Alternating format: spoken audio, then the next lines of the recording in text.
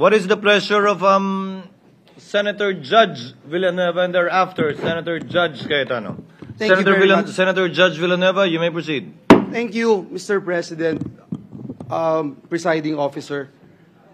Nung sumumpa po tayo bilang mga senador ng Republika ng Pilipinas, ang sinumpaan din po nating tungkulin ay pag nagkaroon ng pagkakataon na magkaroon ng impeachment proceedings, tayo po ay tatayo bilang mga senator judges ng impeachment proceedings.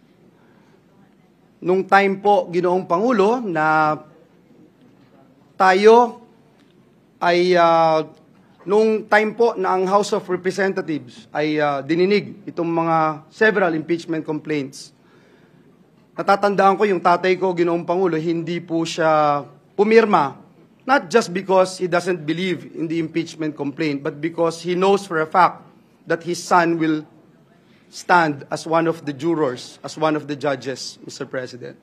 Kaya po, nais nating panatiliin ang pinakamataas na antas ng integridad at pagkilala sa mga nagaganap dito po sa bulwagang ito. And having said that, Mr. President, this representation during the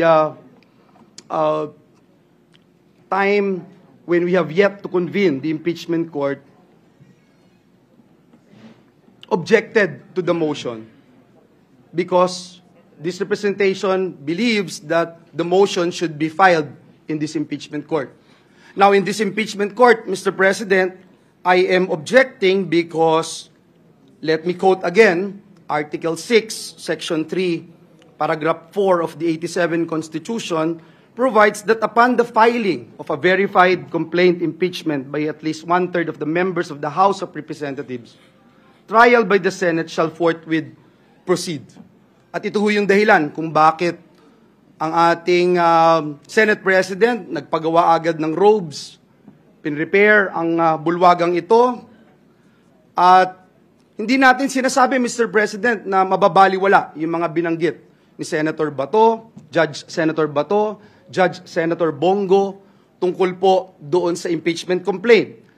Hindi din po natin binabaliwala at kailangan talagang mapag-usapan natin yung tungkol sa one-year ban, yung pong tungkol sa jurisdiction ng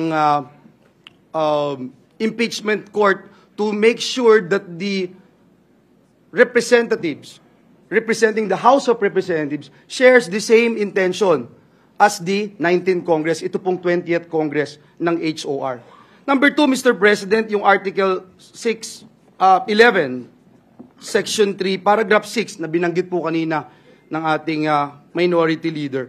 Ang Senate's role is to try and decide all cases of impeachment. Kaya po, sa totoo lang, Mr. President, tinignan ko ho yung Constitution, hindi ko po makita kung binibigyan ng authority ang Senado para i-grant yung to summarily dismiss, Mr. President, ang isang impeachment complaint. The power of initial determination belongs solely to the House, ang Senate magta-try. Mr. President, nung pong panahon ng impeachment ni then Chief Justice Corona, may motion po during the trial, yung second day, wherein the defense challenged the validity and legality of the proceedings. And in connection with the initiation of the impeachment complaint of the House of Representatives, the defense argued that the verification of the impeachment complaint was fatally defective and should thus be dismissed. Ang impeachment court po ruled in favor of the prosecution on the said motion, and arguing that the impeachment complaint was made in accordance with Paragraph 4, Section 3, Article 11 of the Constitution. So, yung defective, na fatally defective, kanina nabanggit po, kaya po ako nabuhayan ng loob dahil may nabanggit po kanina si Senator Alan, si Senator Judge Alan Cayetano, Senator Judge Bongo, tungkol po doon sa checking yung House of Representatives. Kung sila ba ay interesado pa, kung sila ba ay naniniwala na tatawid mula sa 19th to 20th Congress ang impeachment na ito, kailangan po natin makita ito at malaman. And if that is the motion, Mr. President, I am more than willing to support that motion because para sa akin, and this is my own personal opinion as a senator judge, hindi po madidelay ang impeachment trial. Hindi po maaapektuhan ang impeachment trial. Sapagkat ibabalik po natin sa kanila at sasabihin natin, meron ba itong verified complaint na ito? Ito ba ay inyong sinusuportahan pa rin sa 20th Congress? So, Ginoong Pangulo, for that reasons, I would again reiterate my objection to the motion to dismiss, Mr. President. Thank you.